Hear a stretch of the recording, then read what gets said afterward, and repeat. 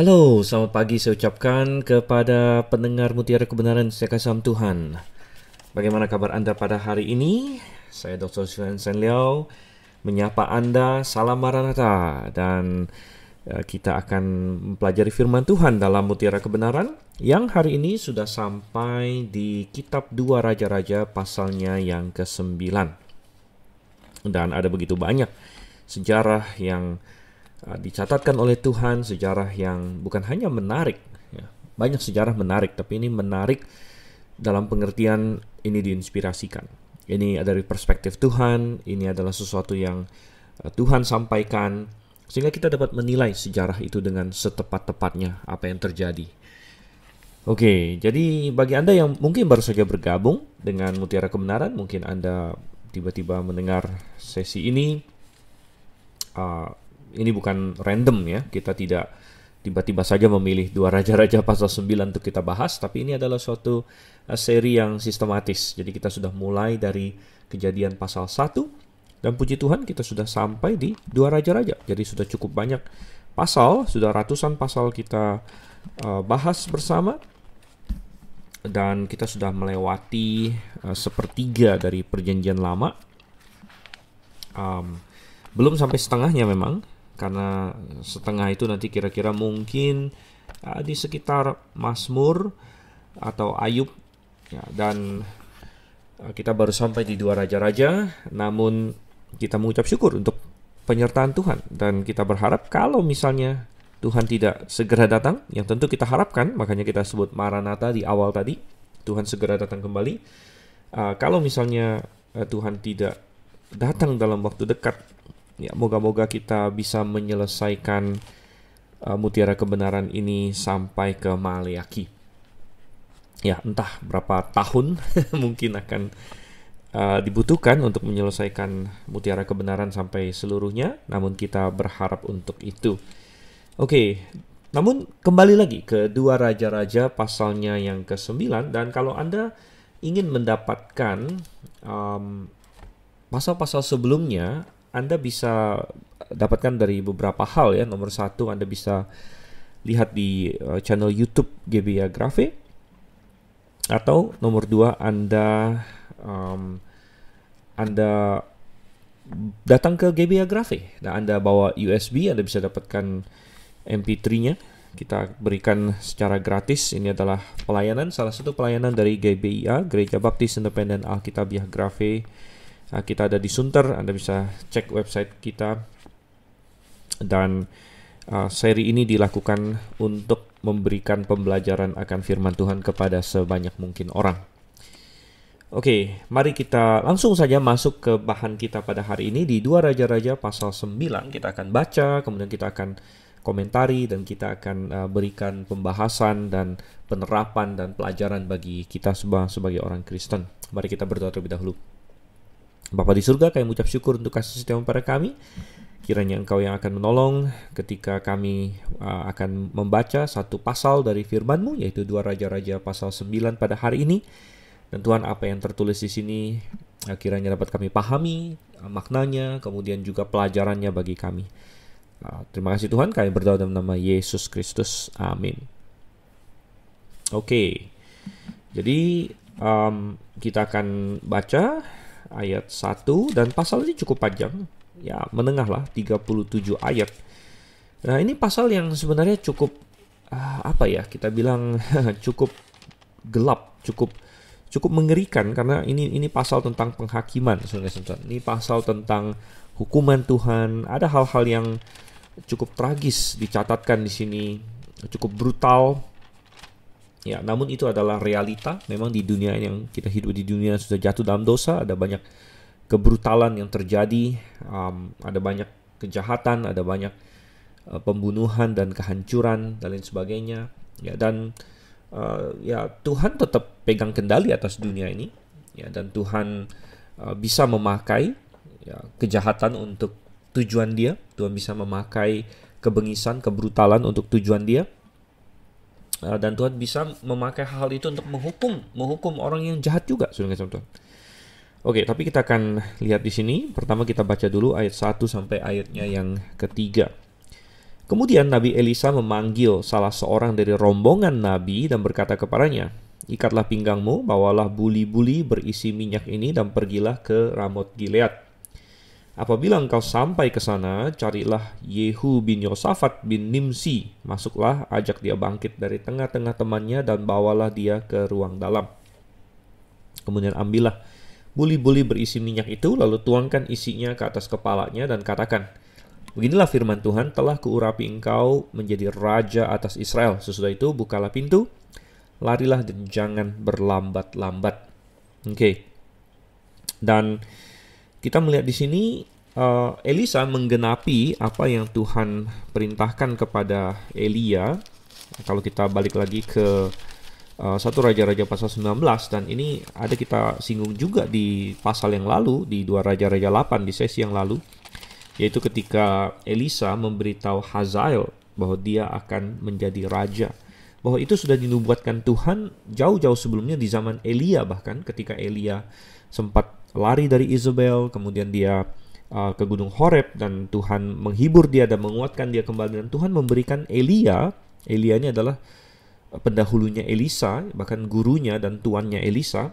Jadi Elia di situ diberitahu oleh Tuhan di 1 Raja-Raja 19 di sini bahwa dia harus mengurapi Hazael menjadi raja atas Aram di ayat 15. Kemudian Yehu cucu Nimsi juga diurapi jadi raja atas Israel. Kemudian Elisa bin Safat harus kau urapi menjadi nabi menggantikan engkau.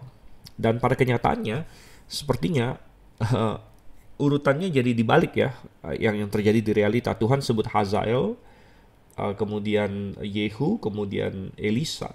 Pada kenyataannya Elisa lah yang paling pertama akhirnya diangkat untuk menjadi pengganti Elia. Baru kemudian yang dua yang lainnya lagi, yaitu Hazael dan Yehu. Nah, Hazael sudah kita lihat di pasal 8 dari 2 Raja-Raja, dan sekarang tiba giliran Yehu di sini. Dan ada beberapa penafsiran sih mengenai masalah mengurapi Yehu di sini. Saya pernah ada membaca komentator yang berkata bahwa Elia sudah mengurapi Yehu ya, tidak lama sesudah dia memanggil Elisa dan sebagainya, dan bahwa yang nanti di 2 Raja-Raja pasal 9 ini adalah pengurapan kedua kalinya akan Yehu. Tapi saya pribadi melihat sepertinya tidak demikian ya, tidak demikian, melainkan bahwa apa yang Tuhan perintahkan kepada Elia dipahami oleh Elia bahwa dia akan melakukannya pada waktu yang Tuhan tentukan, dan akhirnya apa yang tidak dia lakukan secara pribadi dilakukan oleh penerusnya, yaitu Elisa. Jadi Elisa mewakili gurunya, mewakili Elia untuk melakukan hal-hal ini kepada Hazael dan kepada Yehu di sini. Oke. Dan Tuhan mengindikasikan kepada Elisa sepertinya di sini bahwa sudah waktunya untuk mengurapi Yehu sebagaimana yang dia katakan kepada Elia. Dan Elisa memutuskan, atau mungkin ini perintah Tuhan atau bagaimana, atau mungkin ini kebijakan Elisa juga, bahwa dia tidak akan melakukannya secara pribadi.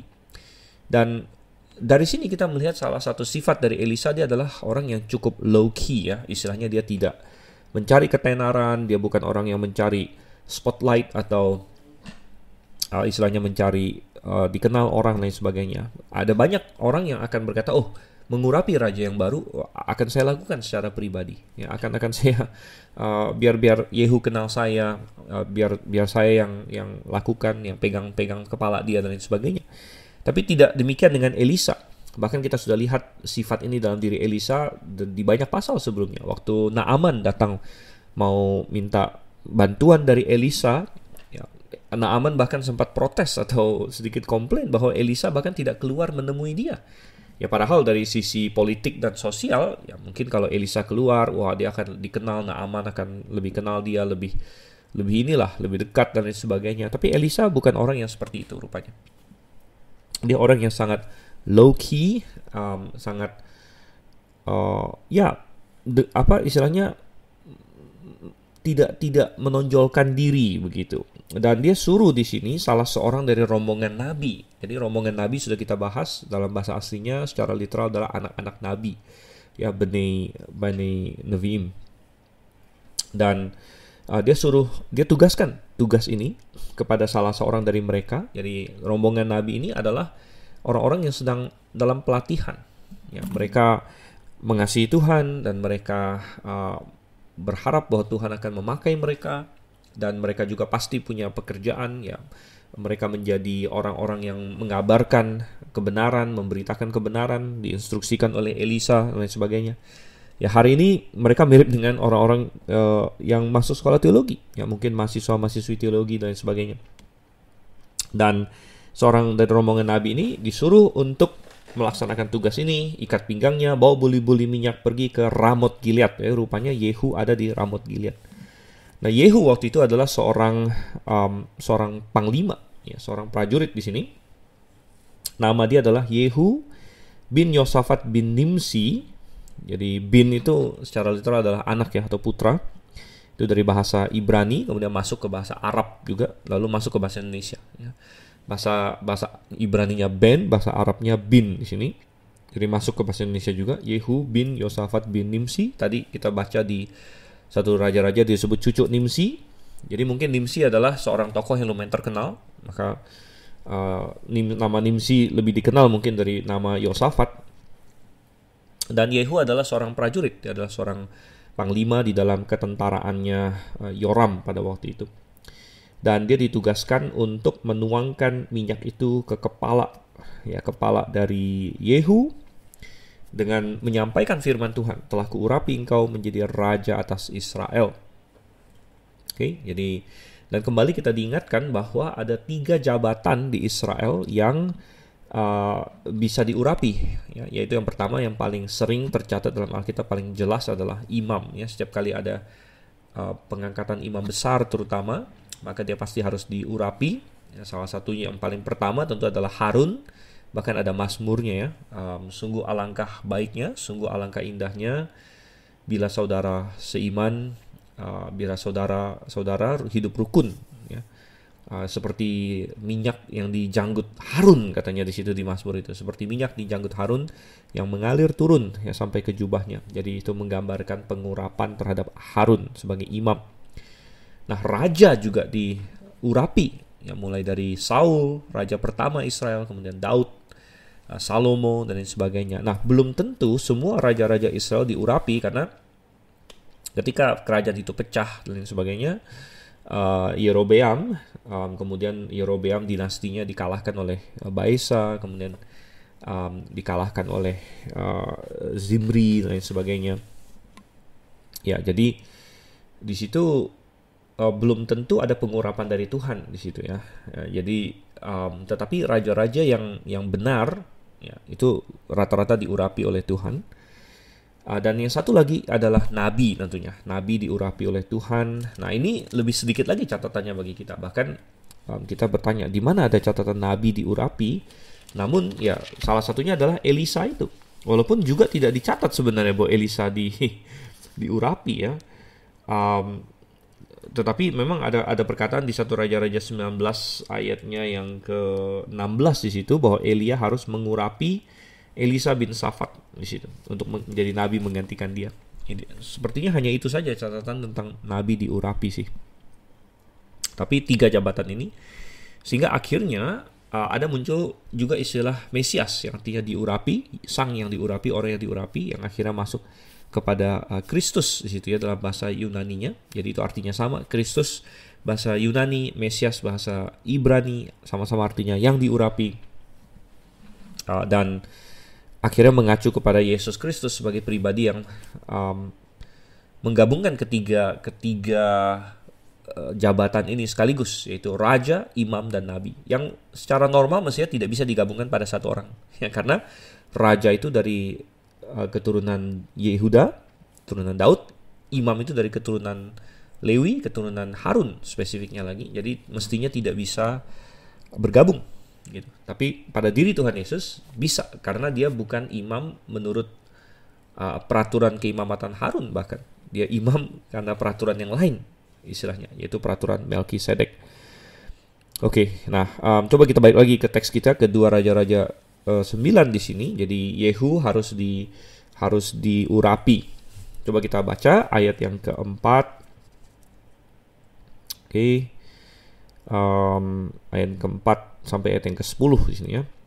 Lalu nabi muda itu pergi ke Ramot Gilead. Setelah ia sampai, maka tampaklah panglima tentara sedang duduk berkumpul. Lalu ia berkata, ada pesan kubawa untukmu ya panglima. Yehu bertanya, untuk siapa dari kami sekalian? Jawabnya, untukmu ya panglima. Lalu bangkitlah Yehu dan masuk ke dalam rumah. Nabi muda itu menuangkan minyak ke atas kepala Yehu serta berkata kepadanya, beginilah firman Tuhan Allah Israel. Telah kuurapi engkau menjadi raja atas umat Tuhan, yaitu orang Israel.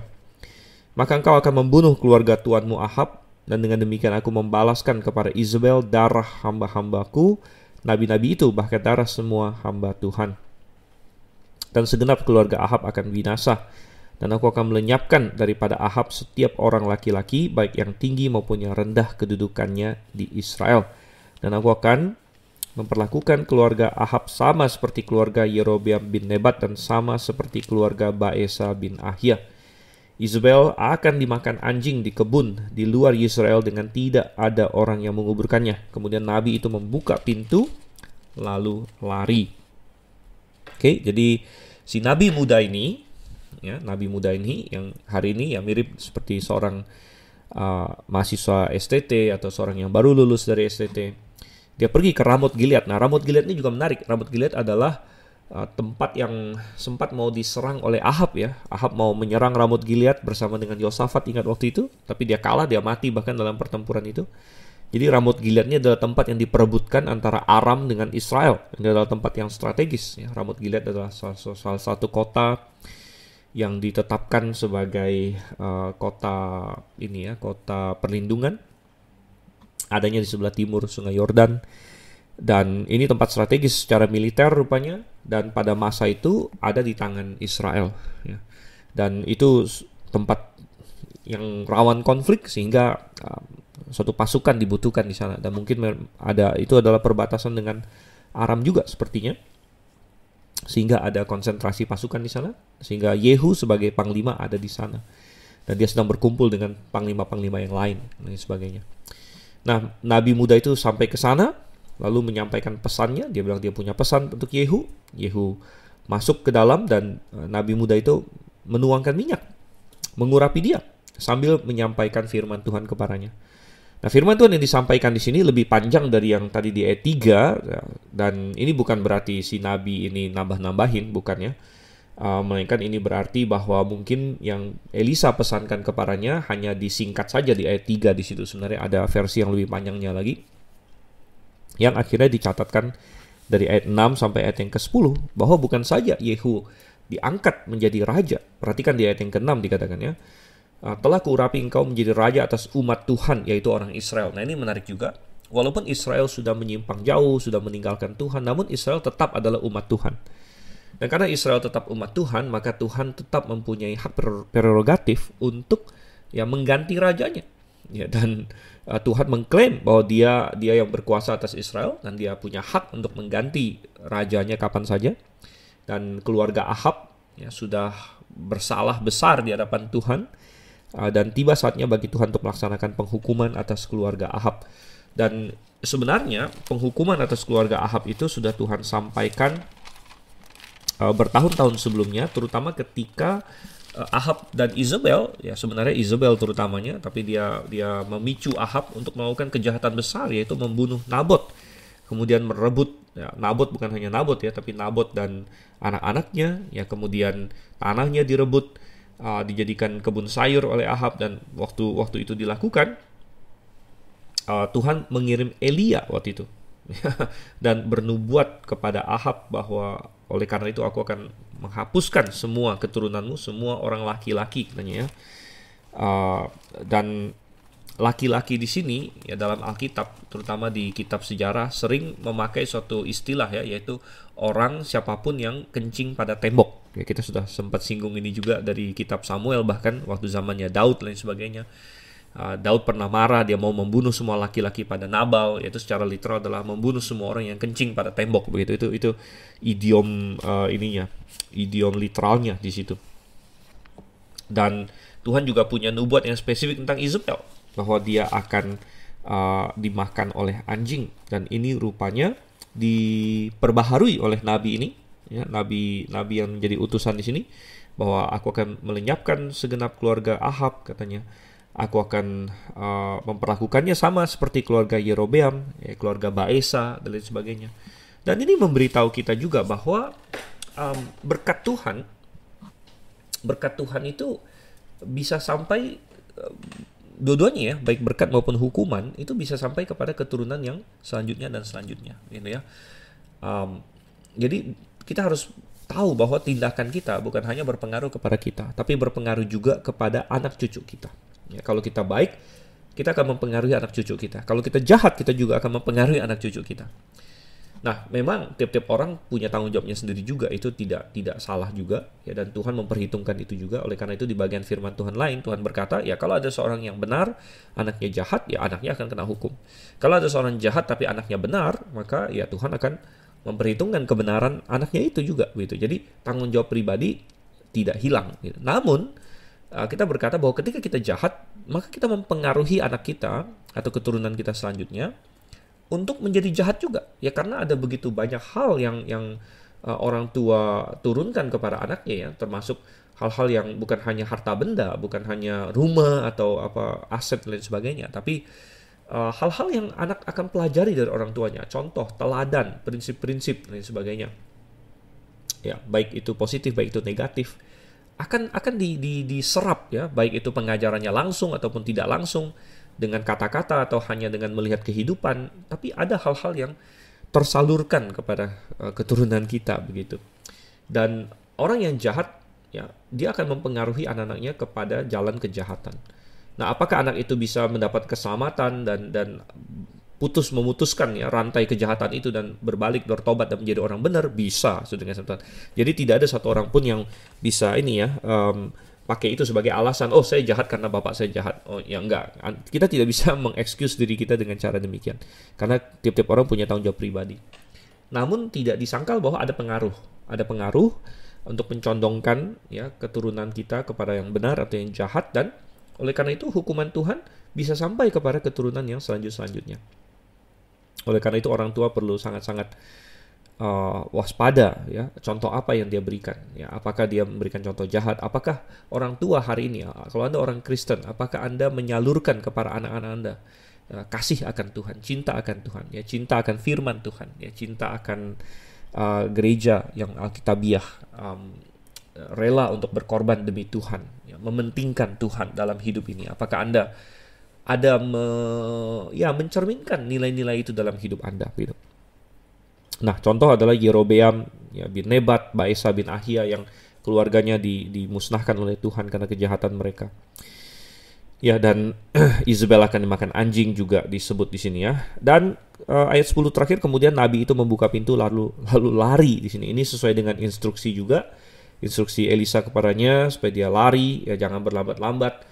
Ada suatu pelajaran buruk dari seorang abdi Allah yang pernah di satu raja-raja, masih ingat, ada seorang abdi Allah dari Yehuda yang disuruh untuk memperingatkan Yerobeam, ya, dan Tuhan suruh, kamu pulang jangan lewat jalan yang sama, jangan berlambat-lambat, jangan makan apa-apa di sana. Tapi dia ditipu oleh seorang nabi tua, dan kemudian dia mati dimakan oleh singa di situ. Ya, jadi pelajaran bahwa jangan anggap sepele. Tuhan bilang langsung pergi, ya, nabi ini melakukan hal yang baik, dia langsung pergi di sini. Kita baca ayat 11 sampai ayatnya yang ke-15. Apabila Yehu keluar mendapatkan pegawai-pegawai tuannya, berkatalah seorang kepadanya, apa kabar? Mengapa orang gila itu datang kepadamu? Jawabnya kepada mereka, kamu sendiri mengenal orang itu dengan omongannya. Tapi mereka berkata, dusta, cobalah beritahukan kepada kami. Lalu katanya, begini-beginilah dikatakannya kepadaku, demikianlah firman Tuhan, telah kuurapi engkau menjadi raja atas Israel. Segeralah mereka masing-masing mengambil pakaiannya dan membentangkannya di hadapan kakinya begitu saja di atas tangga. Kemudian mereka meniup sangkakala serta berseru, Yehu raja. Demikianlah Yehu bin Yosafat bin Nimsi mengadakan persepakatan melawan Yoram. Ataupun Yoram sedang berjaga-jaga di Ramot Gilead bersama-sama dengan segenap orang Israel menghadapi Hazael, raja Aram. Tetapi Raja Yoram sendiri telah pulang ke Yizreel supaya luka-lukanya diobati yang ditimbulkan orang Aram pada waktu ia berperang melawan Hazael, raja Aram. Yehu berkata, jika kamu sudah setuju, janganlah biarkan siapapun meloloskan diri dari kota untuk memberitahukan hal itu ke Yisrael. Oke, tentu orang-orang sekitar Yehu kaget, ya. Ada orang yang mungkin mereka kenali sebagai seorang rombongan nabi yang datang, ya, bicara dengan Yehu lalu tiba-tiba buka pintu dan lari keluar gitu kan. Dan kok aneh banget apa yang terjadi di sini. Dan ketika Yehu keluar, ya mungkin mereka melihat ya, kalau diurapi ini kan berarti masih ada minyak. Ya mungkin orang-orang bisa melihat ada minyak di kepala dia dan lain sebagainya. Dan ya, menarik adalah apa yang dikatakan di ayat 11 di mana teman-teman Yehu di sini berkata kepadanya, "Mengapa orang gila itu datang kepadamu?" Nah, ini menarik bagi saya. Mengapa orang gila itu datang kepadamu? Mereka menyadari bahwa ini adalah seorang dari rombongan nabi, tapi mereka menyebutnya orang gila, saudara-saudara, orang gila. Dan ini suatu pelajaran bahwa ya orang yang melayani Tuhan, orang yang setia pada Tuhan, dianggap gila di Israel zaman itu. Israel yang sudah jauh dari Tuhan, Israel yang sudah meninggalkan Tuhan beratus-ratus tahun, Israel yang sudah kacau balau, sudah terjajah oleh penyembahan Baal begitu lama dan lain sebagainya. Mereka menganggap orang yang melayani Tuhan, mereka menganggap orang yang hidup bagi Tuhan sebagai orang gila. Ya. Dan ini adalah hal yang sama yang akan dunia anggap pada kita hari ini. Bahkan itu merupakan suatu pujian sebenarnya kalau dunia menganggap kita gila, kalau dunia menganggap kita berbeda dari mereka, kita ekstrim dan lain sebagainya. Itu suatu pujian sebenarnya asal dengan benar ya. Tentu ada juga gila yang nggak benar, gila yang benar-benar gila gitu. Tapi kalau Anda dianggap gila karena Anda setia pada firman Tuhan, itu adalah pujian ya. Dan memang itulah yang akan terjadi. Itu yang akan terjadi saudara kasih Tuhan. Karena kita punya posisi yang begitu berbeda. Dan semakin dunia ini jauh dari Tuhan, semakin kita dianggap gila gitu. Semakin ada kelompok orang yang dekat, ya masih dekat pada logika, masih dekat pada hal-hal yang benar dan baik, ya mungkin kita tidak dianggap terlalu gila. Tapi semakin dunia ini jauh dari Tuhan, kita akan dianggap semakin gila. Bahkan hal-hal yang menurut kita gila, mereka anggap normal. Dan yang kita anggap normal, mereka anggap gila. Sudah nggak usah jauh-jauh. Hari ini Anda melihat kegilaan, ya misalnya LGBT. Nah, saya merekam ini kebetulan pada bulan Juni tahun 2024. Dan kalau di Barat ya, di Indonesia tidak terlalu terasa karena Indonesia ya masih kita hidup di negara mayoritas Muslim. Ya, dan ya kita melihat bahwa di dunia Barat di situ ya, mereka merayakan apa yang mereka sebut sebagai the month of pride atau bulan pride atau bulan di mana mereka bahkan mau mengekspos, meninggikan, merayakan segala sesuatu yang ada hubungan dengan LGBT. Dan LGBT itu adalah penentangan kepada Tuhan ya, homoseksualitas, transseksualitas, segala macam keanehan seksual, penyimpangan seksual diglorifikasi oleh dunia ini. Ya, diglorifikasi oleh dunia ini. Dan sehingga kita yang berkata tidak, hanya ada dua jenis kelamin, laki-laki dan perempuan. Nah, ini dianggap gila oleh mereka. Masa kalian tidak menerima, tidak open ya, tidak ini terhadap manusia yang lain yang beda dengan kalian dan lain sebagainya. Jadi ketika kita berkata tidak, saya taat sama Tuhan yang tentukan ya, mereka anggap itu gila. Kita menentang homoseksualitas, mereka anggap itu gila. Transgender ya, sudah nggak sama Tuhan ya. Dan kalau kita mau benar-benar taat sama firman Tuhan, wow, posisi kita akan di label ekstrim, di label radikal, di label gila. Padahal ini posisi yang masuk akal sebenarnya, apalagi dan bahkan beberapa ratus tahun atau nggak usah berapa ratus tahun, berapa puluh tahun sebelumnya bahkan dianggap normal sebenarnya, gitu. Bahwa laki-laki tidak bisa jadi perempuan, perempuan tidak bisa jadi laki-laki. Ya. Dan berkaitan dengan itu, masalah pakaian juga sebenarnya, ya. Orang yang fundamentalis, orang yang setia pada Alkitab, kita berkata bahwa laki-laki harusnya pakai pakaian laki-laki dan perempuan harus pakai pakaian perempuan. Dan itu dianggap gila pada hari ini. Wow, gila sekali, posisi kamu ekstrim sekali. Tidak, saudara-saudara. Sebenarnya isu ini mulai terbongkar sebenarnya ketika hari ini transgender ada laki-laki yang pura-pura jadi perempuan gitu. Laki-laki yang kira dia perempuan. Kalau zaman dulu kita sebut itu banci, saudara. Ya, ada banci, ada bencong gitu. Ya sekarang mungkin dianggap wah nggak boleh ngomong begitu ya, nanti melukai perasaan orang dan lain sebagainya. Dan ya kalau dulu kita lihat laki-laki yang dandan jadi perempuan segala macam ya, dulu terkenalnya cuma di Thailand doang, sekarang di seluruh dunia ya. Dan ya kita bilang itu perempuan palsu ya, KW begitu. Tapi kita bilang Alkitab sebenarnya jauh-jauh hari sudah sudah beri pagar. Jangankan ya sampai operasi hari ini segala macam. Bahkan ketika Anda pakai pakaian, ya ketika laki-laki berpura-pura jadi perempuan dengan memakai pakaian perempuan, itu kekejian bagi Tuhan. Demikian juga perempuan memakai pakaian laki-laki untuk pura-pura jadi laki-laki, itu adalah kekejian bagi Tuhan. Ya, dan oleh karena itu kita janganlah mendukung ya gerakan ini. Nah, kalau laki-laki pakai rok, rata-rata orang tahu itu salah. Tapi perempuan yang lalu pakai atau berpenampilan seperti laki-laki, rambutnya dipotong pendek, ya, seperti laki-laki. Ini sangat sering sekali hari ini. Padahal Alkitab jelas mengatakan di dalam 1 Korintus ya, 1 Korintus pasal 11, saya akan bacakan di sini. 1 Korintus pasal 11 ayatnya yang ke 14. 1 Korintus 11:14. Tetapi bahwa bukankah alam sendiri menyatakan kepadamu bahwa adalah kehinaan bagi laki-laki jika ia berambut panjang, tapi bahwa adalah kehormatan bagi perempuan jika ia berambut panjang, sebab rambut diberikan kepada perempuan untuk menjadi penudung. Jadi Tuhan mau laki-laki dan perempuan itu berpenampilan berbeda, sudah punya perbedaan dalam penampilannya, karena Tuhan tidak mau ada kesalahpahaman di sini ya. Tuhan juga ada memberikan peran yang berbeda kepada laki-laki dan perempuan. Dan Tuhan tidak mau ada kebingungan antara laki-laki dan perempuan. Ya oleh karena itu ya Tuhan tidak mau ya, bahwa laki-laki tampil seperti perempuan atau perempuan seperti laki-laki. Oleh karena itu dalam hal pakaian ya, hari ini banyak sekali perempuan yang pakai celana seperti laki-laki. Dan itu adalah kesalahan, saudara-saudara. Itu adalah kesalahan. Bahkan celana perempuan, celana yang didesain untuk perempuan hari ini cenderung ketat. Ya. Bahkan banyak sekali perempuan yang pakai celana yang ketat sekali, ya, seperti yoga pants dan lain sebagainya, atau banyak perempuan yang kalau olahraga pakai celana yang ketat sekali. Ya, padahal laki-laki saja tidak. Gitu. Dan kadang-kadang mereka bilang, oh ini karena olahraga supaya lebih nyaman dan lain sebagainya. Tidak membenarkannya.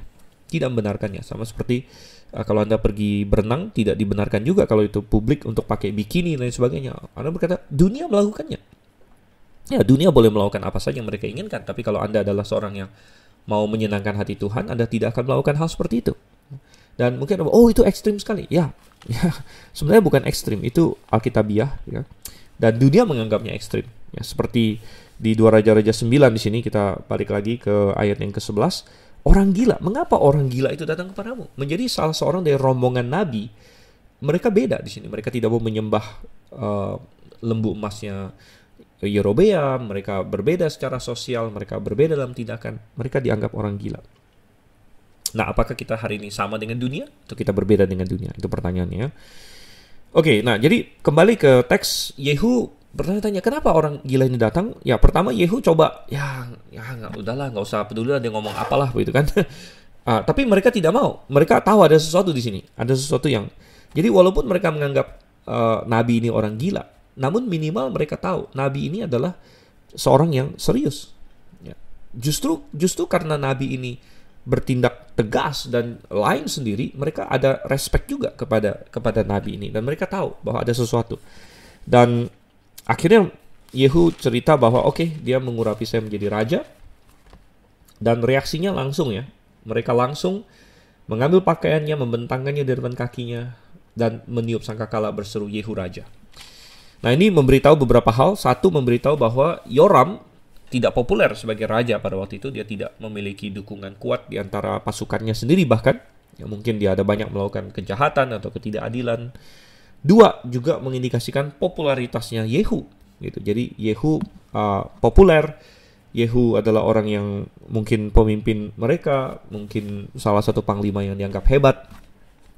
Sehingga ketika mereka mendengar bahwa Yehu diurapi menjadi raja, mereka segera mendukung dia, gitu ya. Dan oleh karena itu, ya Yehu langsung memberikan perintah. Oke, kalau kalian sepakat, katanya, kita tutup berita ini bahwa Yehu menjadi raja. Tidak boleh sampai kedengaran oleh Yoram sampai kita menghadapi dia. Dan rupanya Yoram tidak ada di Ramot Gilead. Ramot Gilead ada di perbatasan dengan Aram. Dan Yoram rupanya kena luka. Dia ada terluka dalam peperangan dan dia sedang menyembuhkan diri di kota lain namanya Yisrael. Nah, ini akan signifikan karena Yisrael adalah tempat di mana insiden Nabot itu. Insiden di mana Ahab merebut tanahnya Nabot. Dan kebetulan Yoram ada di Yisrael, dia sedang istirahat. Dan mereka berkata, oke, kalau gitu jangan sampai ada orang yang kasih tahu bahwa kita memberontak ke Yisrael sampai kita sendiri pergi ke sana. Oke, kita akan baca sekarang dari ayat yang ke-16. Oke, ayat 16 sampai ayat yang ke-29. Kemudian Yehu naik kereta dan pergi ke Yizreel sebab Yoram berbaring sakit di sana. Juga Ahazia raja Yehuda datang menjenguk Yoram. Ketika penjaga yang sedang berdiri di atas menara di Yizreel melihat pasukan Yehu datang, berserulah ia, "Ada kulihat suatu pasukan," berkatalah Yoram, "ambillah seorang penunggang kuda, suruhlah ia menemui mereka serta menanyakan, apakah ini kabar damai?" Lalu pergilah penunggang kuda itu untuk menemuinya dan berkata, "Beginilah tanya raja, apakah ini kabar damai?" Jawab Yehu, "Damai? Bukan urusanmu. Baliklah, ikutlah aku." Dan penjaga itu memberitahukan, suruhan sudah sampai kepada mereka tetapi ia tidak pulang. Disuruhnyalah penunggang kuda yang kedua, dan setelah sampai kepada mereka berkatalah ia, "Beginilah tanya raja, apakah ini kabar damai?" Jawab Yehu, "Damai? Bukan urusanmu. Baliklah, ikutlah aku." Dan penjaga itu memberitahukan, sudah sampai ia kepada mereka, tapi ia tidak pulang. Dan cara memacunya adalah seperti cara Yehu, cucu Nimsi, memacu, sebab ia memacu seperti orang gila. Sesudah itu berkatalah Yoram, "Pasanglah kereta." Lalu orang memasang keretanya. Maka keluarlah Yoram, raja Israel, dan Ahazia, raja Yehuda. Masing-masing naik keretanya. Mereka keluar menemui Yehu, lalu menjumpai dia di kebun Nabot orang Yisrael itu. Tatkala Yoram melihat Yehu, bertanyalah ia, "Apakah ini kabar damai, hai Yehu?" Jawabnya, "Bagaimana ada damai? Selama sundal dan orang sihir ibumu Izebel begitu banyak." Segera Yoram berputar dan mau melarikan diri sambil berseru kepada Ahazia, "Itu tipu, Ahazia." Tapi Yehu menarik busurnya dengan sepenuh kekuatannya, lalu memanah Yoram di antara kedua bahunya, sehingga anak panah itu menembus jantungnya. Maka rebahlah ia di dalam keretanya. Kemudian berkatalah Yehu kepada Bidkar perwiranya, "Angkat dan lemparkanlah mayatnya ke kebun Nabot orang Yisrael itu, sebab ketahuilah bahwa pada waktu aku dan kau berdampingan menunggang kuda mengikuti Ahab ayahnya, maka Tuhan telah mengucapkan terhadap dia hukuman ini. Sesungguhnya aku telah melihat darah Nabot dan darah anak-anaknya tadi malam, demikianlah firman Tuhan, maka aku akan membalaskannya kepadamu di kebun ini, demikianlah firman Tuhan. Oleh sebab itu, angkat dan lemparkanlah mayatnya ke kebun ini, sesuai dengan firman Tuhan." Ketika Ahazia raja Yehuda melihat itu, maka ia pun melarikan diri ke arah Bet Hagan. Tapi Yehu mengejarnya sambil berkata, "Panahlah dia juga." Maka mereka memanah dia di atas keretanya di pendakian ke Gur dekat Yibleam. Ia lari ke Megiddo dan mati di sana. Para pegawainya mengangkut mayatnya ke Yerusalem, lalu mereka menguburkan dia dalam kuburnya sendiri di samping nenek moyangnya di kota Daud. Adapun Ahazia menjadi raja atas Yehuda dalam tahun ke-11 zaman Yoram bin Ahab. Oke. Ya, dan ya terjadilah suatu insiden di sini. Yehu diangkat menjadi raja dan Yoram juga masih raja waktu itu. Yehu memberontak di sini. Sehingga setelah persepakatan mereka kuat, Yehu naik kereta ke Yisrael. Sampai dengan titik itu tidak ada orang Yoram yang tahu bahwa Yehu sudah memberontak dan sudah mengumumkan diri raja. Jadi ketika Yoram lagi sakit di situ, dan kebetulan dikatakan juga Ahazia raja Yehuda menjenguk Yoram. Nah, kita harus paham bahwa Ahazia ini boleh dianggap sebagai keponakannya Yoram. Ingat bahwa Yoram adalah anaknya Ahab, sedangkan Ahazia adalah cucunya Ahab. Ya, cucu Ahab dari anak perempuannya Atalia. Ya, jadi mereka bersaudara. Ya, Ahazia adalah keponakan dari Yoram. Dan Ahazia mengunjungi Yoram. Nah, ini adalah buah dari persepakatan yang dibuat oleh Yosafat sebenarnya. Kompromi yang dibuat oleh Yosafat dan menggabungkan kedua kerajaan ini. Darah kerajaan mereka digabungkan. Ahazia adalah hasilnya. Ya, cucu dari Yosafat dan cucu dari Ahab. Ya, dan dia menjenguk Yoram. Dan Yoram akan menemui ajalnya di pasal ini. Tetapi kita akan lihat hal yang sama akan terjadi pada Ahazia. Dan mendekati Yisrael, penjaga melihat Yehu melihat Yehu datang dengan orang-orangnya. Dan dia lapor, ada orang datang ini, ada orang datang, siapa ini? Ya. Lalu oke, kalau gitu kirim penanya ke sana. Dan ketika penanya itu sampai ke Yehu, pertanyaannya adalah apakah ini kabar damai? Jadi mungkin Yoram berpikir bahwa mungkin ini adalah orang yang bawa pesan, karena waktu itu ada peperangan. Apakah ini pesan soal pergerakan Aram di Ramot Gilead sana atau apa lagi? Jadi apakah ini kabar baik? Apakah ada perang lagi? Apakah ada kabar apa nih? Kenapa kalian datang begini kan? Atau jangan-jangan pasukan kita sudah kalah dari Ramot Gilead dan harus balik lagi kabur ke Israel atau apa begitu kan? Apakah damai katanya di sini? Apakah kabar baik gitulah? Apakah shalom? Tapi apa jawab Yehu? Damai bukan urusanmu. Intinya dia berkata kepada si pembawa berita ini mestinya ya, udah ikut saya aja lah begitu. Masalah damai atau nggak damai bukan urusan kamu begitu. Kamu ini bawahan. Dan suruhan itu mengikuti Yehu. Ya nomor satu karena dia kan kenal Yehu ya. Yehu adalah seorang panglima. Dan mungkin Yehu sekali lagi tadi populer. Gitu, populer. Jadi dia adalah panglima yang populer, yang mungkin disukai, disegani oleh yang lain juga. Ya, jadi sampai 2 kali ini terjadi saudara-saudara. Ya, penunggang kuda yang kedua juga hal yang sama. Ya, damai bukan urusanmu. Baliklah ikutlah aku. Lalu ikut lagi. Dan tukang ini penjaga tembok yang melihat ini laporin terus ke Yoram. Orang pertama sudah sampai tapi nggak balik lagi, malah ikut. Ya. Orang kedua juga sampai tidak balik lagi, ikut. Tapi kemudian dia mulai menyadari bahwa katanya apa? Sepertinya ini Yehu nih, karena cara memacunya seperti orang gila. Nah, ini juga memberikan kita sedikit gambaran tentang kepribadian dari Yehu ini ya, bahwa dia bisa dikenali dari cara memacunya yang seperti orang gila. Mengindikasikan dia adalah seorang pribadi yang sangat intens, ya, sangat all out begitu, sangat gila-gilaan, sangat radikal juga begitu. Ini Yehu adalah seorang yang sangat intens, yang pokoknya kalau melakukan apa-apa itu 100% lah istilahnya begitu. Dan kalau dia orang yang ekstrim, dia bukan orang yang diem-diem dan kalem-kalem. Gitu. Dia memacu seperti orang gila, dan dia orang yang kemana-mana dengan kecepatan penuh begitu. Dan ya Tuhan angkat dia menjadi raja. Ya salah satunya adalah untuk melaksanakan penghakiman dia atas keluarga Ahab. Dan diperlukan seseorang yang memang intens dan rela untuk melakukan hal-hal yang sulit dan brutal, saudara-saudara. Ya, dan kita lihat di sini mendengar itu, ya Yoram bilang, ya udah kalau gitu coba kita temui sendiri. Ya mungkin kenapa 2 utusan saya kok malah nggak balik lagi? Ya udah, apa mesti saya turun tangan sendiri begitu? Nah, dia pasang keretanya, dia pergi ke sana bersama dengan Ahazia juga. Dan kebetulan sekali, ya sebenarnya bukan kebetulan ya, ini semua sudah dalam kedaulatan Tuhan.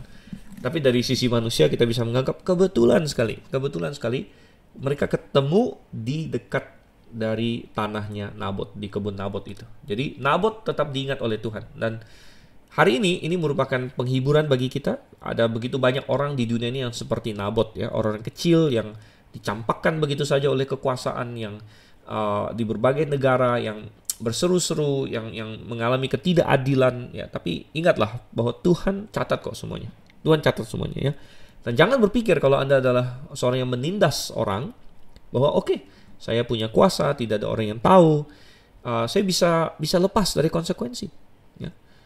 Saya masih ingat di Indonesia sendiri, beberapa tahun lalu kalau saya tidak salah ya, 2023 atau apa begitu, mencuat ke perhatian publik kasus Sambo. Anda masih ingat itu ya, seorang jenderal polisi yang membunuh seorang anak buahnya yang namanya Joshua. Dibunuh ya, masih kurang jelas kenapa gitu, tapi dicoba untuk disamarkan sebagai adu tembak dengan ajudan lah, apa dan sebagainya. Namun akhirnya terbongkar bahwa ya dia dibunuh dan kita bilang bahwa tapi akhirnya terbongkar seorang jenderal polisi pun terbongkar gitu ya, dan divonis hukuman mati, walaupun kita masih perlu melihat apakah hukuman mati itu terlaksana atau tidak gitu. Yoram pergi untuk menemui dan ketemu di tanahnya Nabot di sini. Dan satu hal yang menarik di sini adalah Yoram bertanya kepada Yehu, apakah ini kabar damai? Apakah damai? Apakah shalom? Dan apa jawab Yehu sini? Bagaimana ada damai selama sundal dan orang sihir ibumu Isabel begitu banyak? Dan dalam pengertian tertentu jawaban Yehu ini tepat sekali. Tidak akan ada damai di antara manusia kalau tidak ada damai dengan Tuhan. Dan ketika Isabel membawa Israel memberontak kepada Tuhan dengan memasukkan Baal, dengan memasukkan penyembahan dan semacam, dan orang Israel tidak punya damai dengan Tuhan, maka bagaimana bisa ada damai di antara sesama manusia? Ini adalah prinsip yang paling tepat, saudara. Yesus Kristus datang sebagai Raja Damai. Ya, ketika dia lahir, malaikat bernyanyi, damai di bumi. Tapi sampai sekarang, damai tidak didapatkan di dunia ini. Kemarin beberapa waktu lalu saya barusan seminar di Yogyakarta, ya, judul seminarnya adalah peperangan akhir zaman. Dan ya, saya ada meriset hari ini di tahun 2024 oleh Wikipedia diklasifikasikan ada 5 perang besar yang sedang terjadi. Perang besar itu adalah perang yang dalam satu tahun, ya, tahun 2023 atau 2024 memakan korban lebih dari 10.000 orang. Ada 5 major war atau perang besar yang sedang terjadi. Ada, kalau saya nggak salah, sekitar 18 perang menengah yang sedang terjadi. Perang menengah itu yang dalam satu tahun 2023 atau 2024 memakan korban antara 1.000 sampai 10.000. Ada sekitar 18 perang menengah yang sedang terjadi. Anda bisa bayangkan itu. Boleh dibilang tidak ada periode waktu, hampir tidak ada periode waktu di mana tidak tercatat ada suatu peperangan terjadi di dunia ini. Ya. Dan tidak ada kedamaian. Kenapa? Ya, karena Raja Damai masih ditolak oleh dunia ini. Yesus Kristus belum diterima sebagai Tuhan atas dunia ini. Gitu ya. Oleh karena itu, mana mungkin ada damai, katanya. Nah, ketika Yoram mendengar ini, dia tahu, wah, ini udah nggak benar nih.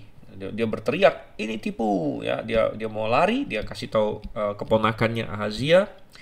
Dia mencoba melarikan diri, tapi Yehu katanya menarik busurnya dengan sepenuh kekuatannya, tembak dia di antara kedua bahunya. Di antara kedua bahu berarti persis di punggung, langsung ke jantung di sini. Maka dia mati, rebah, dekat dengan tanah Nabot, dan Yehu menginstruksikan perwiranya yang namanya Bidkar di sini untuk melempar dia ke kebun Nabot. Nah, rupanya nubuat yang diucapkan Elia, ya, tentang Ahab dan tentang keturunannya sempat didengar oleh Yehu juga. Jadi waktu Ahab menjadi raja, Yehu tentu masih lebih muda waktu itu saja Yehu sudah menjadi, ya, istilahnya prajurit lah. Ya, prajurit, mungkin salah satu ajudannya Ahab atau kira-kira seperti itu. Ya, katanya waktu aku dan kau berdampingan menunggang kuda mengikuti Ahab ayahnya. Ya. Dan Yehu memahami bahwa ini adalah pembalasan Tuhan kepada Ahab. Ya. Nah, apa yang terjadi pada Ahazia? Sebenarnya Yehu tidak diberikan mandat oleh Tuhan atau tidak disuruh oleh Tuhan untuk membunuh Ahazia, tapi dia lakukan juga di sini, ya. Dan ya, itulah buah dari Anda bergaul dengan orang yang salah. Anda bersekutu dengan musuh Tuhan. Anda bersekutu dengan penjahat-penjahat, ya, Anda bisa terkena hukumannya juga. Dan Ahazia juga dipanah, dia mati, walaupun akhirnya dibawa pulang oleh pegawai-pegawainya ke Yerusalem. Nah, saya belum akan membahas bahwa ada sedikit perbedaan antara kisah matinya Ahazia di Raja-Raja dengan di Tawarik. Nah, nanti kita akan lihat, ya, kalau kita sudah sampai di Tawarik, di 2 Tawarik pasal 22 kira-kira seperti itu. Kisah tentang Ahazia dan bagaimana dia mati oleh Yehu, ada banyak orang bilang agak sedikit berbeda di situ. Ya, tapi kita tidak akan bahas terlalu panjang lebar, melainkan hanya untuk mengindikasikan bahwa ada cara untuk menyocokkan kedua ini, ya. Kedua cerita itu. Nanti kita, kalau mutiara kebenaran sudah sampai di 2 Tawarik, kita akan bahas lebih panjang lebar di sana. Oke, sekarang kita masuk ke ayat 30 sampai ayat yang ke-37. Sampailah Yehu ke Yizreel. Ketika Isabel mendengar itu, ia mencalak matanya, dihiasinyalah kepalanya, lalu ia menjenguk dari jendela. Pada waktu Yehu masuk pintu gerbang, berserulah Isabel, "Bagaimana? Selamatkah Zimri, pembunuh tuannya itu?" Yehu mengangkat kepalanya, melihat ke jendela itu dan berkata, "Siapa yang di pihakku? Siapa?" Dan ketika ada 2-3 orang pegawai istana menjenguk kepalanya, ia berseru, "Jatuhkanlah dia." Mereka menjatuhkan dia sehingga darahnya memercik ke dinding dan ke kuda, mayatnya pun terinjak-injak. Yehu masuk ke dalam lalu makan dan minum. Kemudian ia berkata, baiklah urus mayat orang yang terkutuk itu dan kuburkanlah dia, sebab ia memang anak raja. Mereka pergi untuk menguburkannya, tapi mereka tidak menjumpai mayatnya, hanya kepala dan kedua kaki dan kedua telapak tangannya. Mereka kembali memberitahukannya kepada Yehu, lalu ia berkata, memang begitulah firman Tuhan yang diucapkannya dengan perantaran hambanya Elia orang Tisbe itu, di kebun di luar Israel akan dimakan anjing daging Izebel. Maka mayat Izebel akan terhampar di kebun di luar Israel seperti pupuk di ladang, sehingga tidak ada orang yang dapat berkata, inilah Izebel. Jadi matinya Yoram itu ada di luar kota karena dia naik kereta menjumpai Yehu, dan akhirnya Yehu sendiri sampai ke Israel. Nah, tentu kabar tentang bagaimana Yehu menembak si Yoram di luar itu pasti sudah dilihat oleh para penjaga kota, dan kabar bahwa kota ini akan diambil alih, bahwa Yoram sudah mati, itu pasti sudah langsung menggema di seluruh kota itu, dan didengar juga oleh Izebel rupanya di sini. Nah, kita harus komentar sedikit tentang karakter atau pribadi Izebel ini ya. Izebel, seorang ratu di sini yang terkenal tapi secara negatif, ya, ratu yang dikenang secara negatif, dan sepertinya dia adalah perempuan yang cantik di sini ya. Bahkan sampai dia mendengar ini pun dia masih mencalak matanya, menghias kepalanya. Seorang perempuan yang telah menguasai suaminya Ahab, ya, dan tentunya juga menguasai anaknya Yoram dan lain sebagainya, secara rohani dan juga dalam hal-hal lain. Ya, bisa jadi dia adalah perempuan yang sangat cantik. Ya. Dan dalam hal ini dia mirip-mirip dengan berbagai tokoh lain, baik dalam sejarah maupun fiksi. Dalam sejarah Yunani ada dulu namanya atau fiksi Yunani ya, ada Helen dari Troy katanya yang menyebabkan peperangan Troy, perang Troya.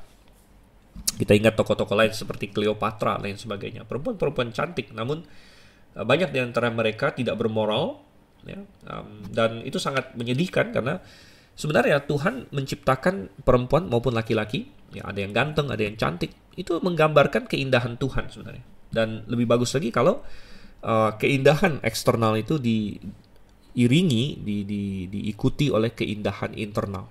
Ya, suatu hati yang indah juga di hadapan Tuhan, yang berpaut pada Tuhan.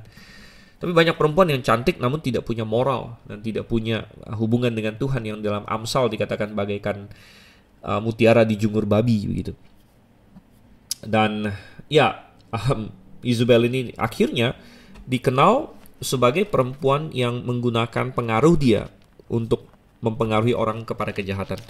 Di dalam kitab Wahyu, Tuhan ada memperingatkan di dalam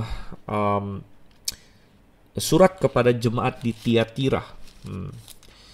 Itu di Wahyu pasal 2 di situ.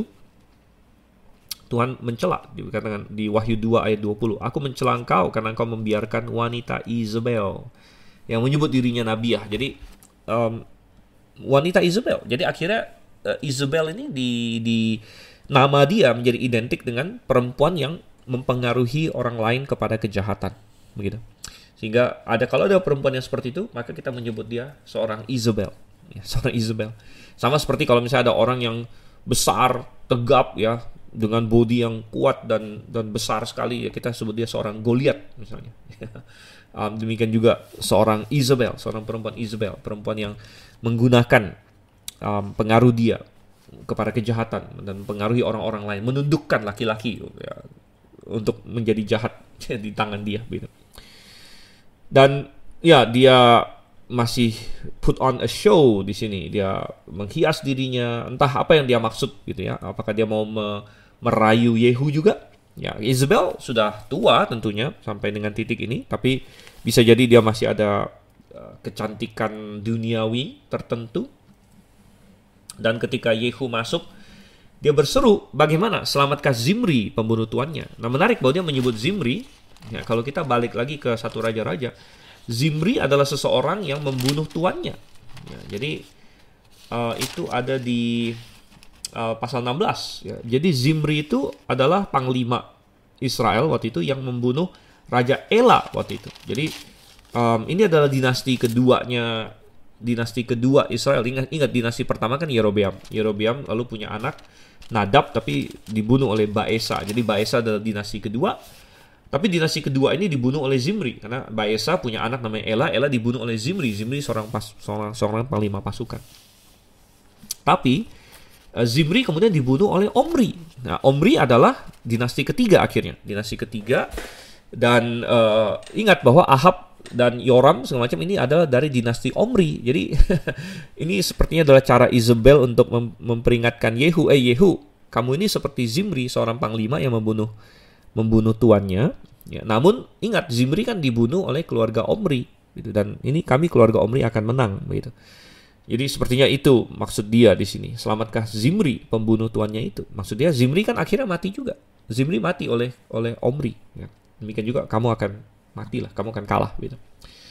Tapi Yehu sama sekali tidak takut akan kata-kata dia ataupun tidak terpincut oleh hiasan-hiasannya si Isabel ini. Dia bertanya, siapa di pihakku? Lalu ada 2-3 orang pegawai yang dia suruh jatuhkan Isabel. Dan menarik ya, mestinya pegawai-pegawai istana ini kan pro Isabel mestinya, karena mereka pegawai dia. Namun mereka tidak ragu dan tidak segan-segan menjatuhkan dia. Mungkin mereka sudah muak dengan kejahatan Isabel, dengan kesombongannya dan lain sebagainya. Dan segera ratu jahat ini jatuh. Cukup brutal ya gambarannya. Darahnya memercik ke dinding, berarti mungkin kepala dia pecah atau lain sebagainya. Ya cukup brutal untuk dibayangkan. Ya. Lalu dia terinjak-injak oleh kuda dan lain sebagainya, sehingga badan dia pecah-pecah dan lain sebagainya. Dan bagi orang timur, terutama bagi orang zaman itu, bahwa tubuh hancur setelah kematian itu bahkan dianggap sebagai suatu penghinaan atau nasib yang jauh lebih buruk lagi. Ya. Bagi orang Tionghoa sendiri, ya, apalagi Tionghoa yang zaman dulu ya, bahwa punya mayat yang utuh setelah mati itu dianggap sangat penting.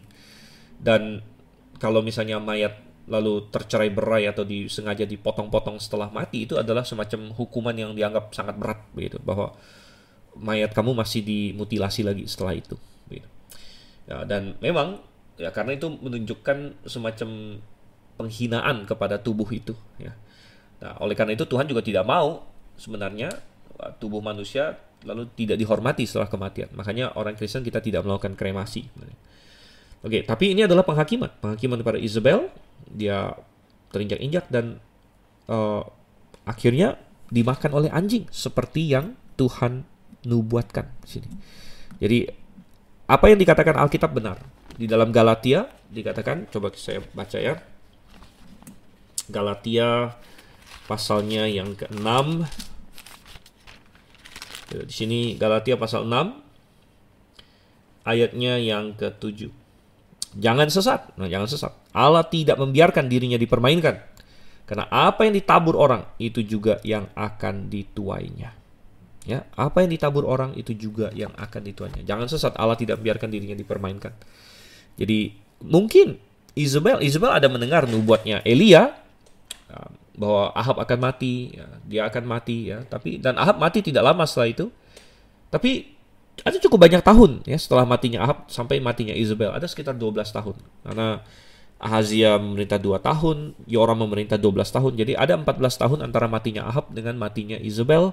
Mungkin Isabel berpikir, saya selamat, ya. Namun sekali lagi Galatia berkata, jangan sesat, Allah tidak membiarkan dirinya dipermainkan, ya. Sampai-sampai setelah Yehu masuk ke dalam, dia makan dan minum. Ya, ini memperlihatkan memang sifat dirinya yang cukup brutal juga ya. Kepribadian Yehu yang cukup brutal, bahwa setelah semua ini dia dengan santainya makan dan minum. Kemudian dia suruh orang untuk mengurus mayat Isabel, dan mereka tidak menemukannya. Tinggal kepala, 2 kaki, 2 telapak tangan. Suatu nasib yang mengerikan di sini. Sekali lagi ini memang gambaran yang brutal, namun memang kita hidup di dunia yang brutal, dan Tuhan sekali lagi bisa menggunakan berbagai hal di dunia ini, ya, untuk melaksanakan kehendak Dia, penghakiman Dia, dan pelajaran kita adalah bahwa mari kita berpaut pada Tuhan. Ya, lebih baik kita ada di kubu Elisa, di kubu Nabi yang dipakai oleh Tuhan, walaupun dianggap orang gila, gitu kan, daripada di kubu Yoram, di kubu Isabel yang sekilas hebat, ya, sekilas hebat, ya. Atau bagaimana dengan kubu Yehu? Apakah Yehu akan terbukti sebagai orang raja yang diinginkan Tuhan? Nah, itu harus menunggu nanti di pasal 10. Kita akan melihat apakah Yehu bisa menjadi raja yang Tuhan ingin dia menjadi raja seperti itu atau tidak. Oke? Terus di dalam kebenaran. Sampai ketemu lagi. Saya Dr. Siwen Liao. Salam Maranatha.